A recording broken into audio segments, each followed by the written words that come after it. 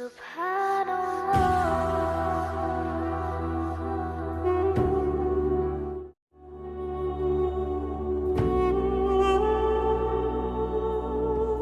আল্লাহ, এইটা কি করছিস তুই? কেন আম্মা, আমি আবার কি করলাম? তোমারে বলছি শুধু মুরগির মাংস রান্না করতে, তুমি সাথে সবজি রান্না কেন? ও বুঝছি, খালি ভালো ভালো খাইতে মন চায়, তাই না? না না আম্মা, ভুল বুঝছেন না আমারে। সবজি রাবেয়ার আব্বু রান্না করতে বলছিল, ওনার নাকি সবজি খেতে ইচ্ছে হয়েছে, তাই। তা জিগাইছো আমারে একবারও? আম্মা, আমার বিয়ে 7 বছর হয়েছে, এখনো প্রতিদিন আপনাকে জিজ্ঞেস করেই হাঁড়ি চড়াই। ভাবলাম ওর আব্বু সবজি খেতে চাইলো, এতে তো এমন কিছু দোষের নেই, আর কিছু হবে না, তাই আর কি। ও তাই? আর আমারে জিজ্ঞেস করা প্রয়োজন মনে হয়নি? পণ্ডিতি করছো? সবজির দাম কত জানো? টাকা কই থেকে আসে? আম্মা, আমার ভুল হয়েছে, আপনার কাছে জিজ্ঞেস করা উচিত ছিল। তবে আম্মা, একটা কথা, বেয়াদবি মাফ করবেন, বাজার তো ওর আব্বুই করে, ওর আব্বু খেতে চাইলো বিধেই রান্না করতে বসালাম, তবুও মাফ করবেন আম্মা। কি? ও মা গো, কত বড় কথা! হারামজাদি, আমার মুখে মুখে তর্ক! দাঁড়া, দেখাইতাছি। তুই আমার সংসারটা ধ্বংস করছস। খালি ভালো খাওয়া, নতুন জামা, কত শখ আমার পোলার, সব টাকা শেষ করতে বইছস। তোরে দেখতাছি।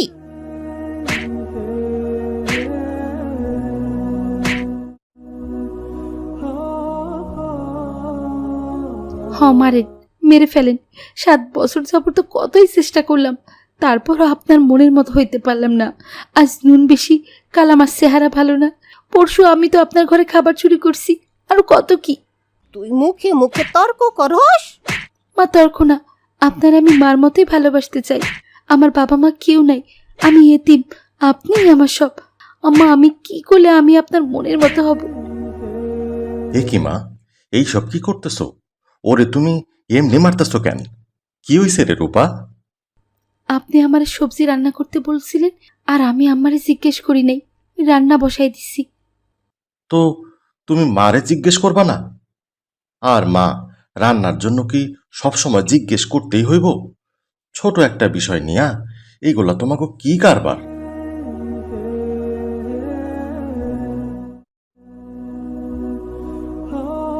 ওঠেন মা।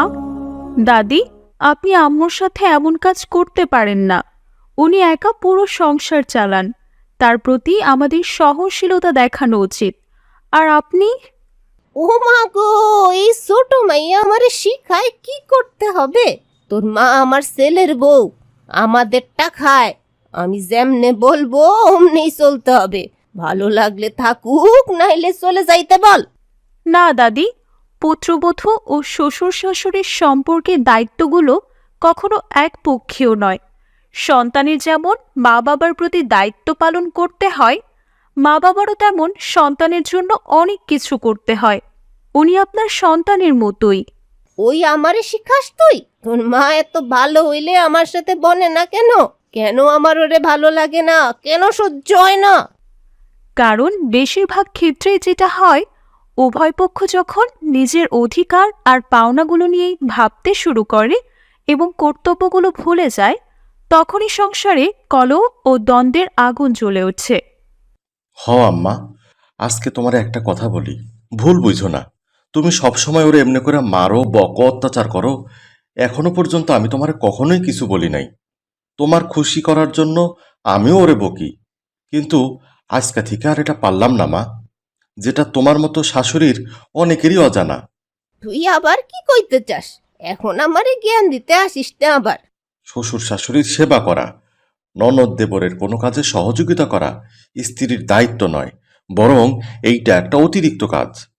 কিন্তু বর্তমান সমাজে বিষয়টাকে এমনভাবে দেখানো হচ্ছে যে এইটা যেন তার অপরিহার্য দায়িত্ব এবং কর্তব্য, বরং এইটা তার প্রধান দায়িত্ব। কি কস তুই এসব? সারা জীবন তো এটাই জানছি বউরা সব করব। এমনকি স্বামীর আগে শাশুড়ি শ্বশুরের সেবা করব। স্বামীর বাপ মার মন পাইলেই সব পাইব বউরা। আসলে তো স্বামীর মা বাবার খেদমতের প্রয়োজন দেখা দিলে স্বামী নিজ কর্তব্যে তার সেবা যত্ন করবেন। স্ত্রী যদি সন্তুষ্ট চিত্তে শ্বশুর শাশুড়ি বা স্বামীর মা বাবার সেবা করে সেটা প্রশংসনীয়, বিনিময়ে তিনি বিপুল পরিমাণ সোয়াবও পাবেন। তবে একটা কথা স্মরণ রাখতে হবে, এই সব করতে কিন্তু কোনো স্ত্রী আইনত বাধ্য নয়। তোর মাথা গেছে? কি কস তুই এসব?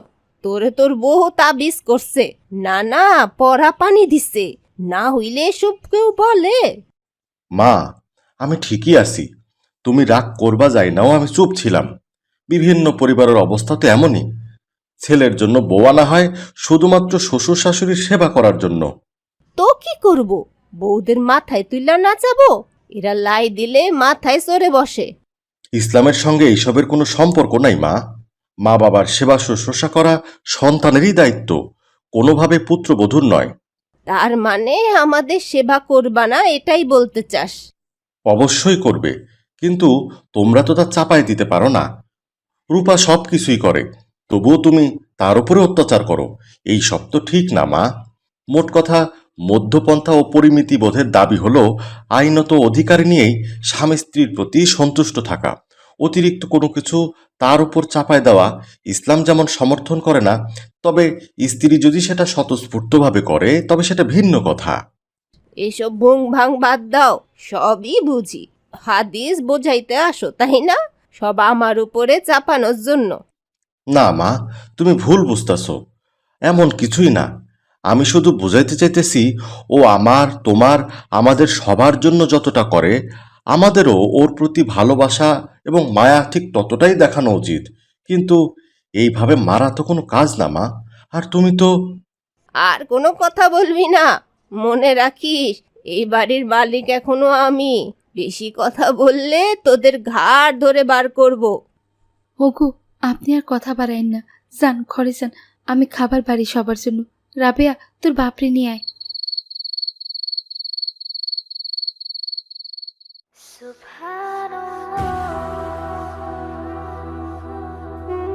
ও মা গো, কি করছে গো? কি হয়েছে মা? হায় আল্লাহ, এত জাল মুখে দিতে পারি না। বুঝি ইচ্ছে করেই সব করছস, যাতে না খাই, যাতে তাড়াতাড়ি মরি। মা, কি কইতাছো এইসব? এইগুলা বন্ধ করো। ও ইচ্ছা করে কোনো কিছু করবে?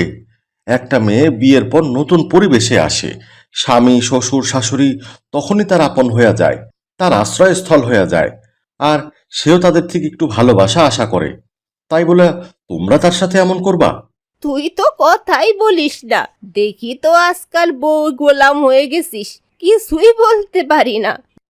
না মা, এমনটা নয়, তোমাকে বোঝানো আমার দায়িত্ব। ধুর, আমি খাবই না, খা তোরা। তোর বউ এ বাড়িতে থাকলে আমি থাকবো না আর, অনেক হয়েছে। মা, এইসব তুমি কি কইতাছো?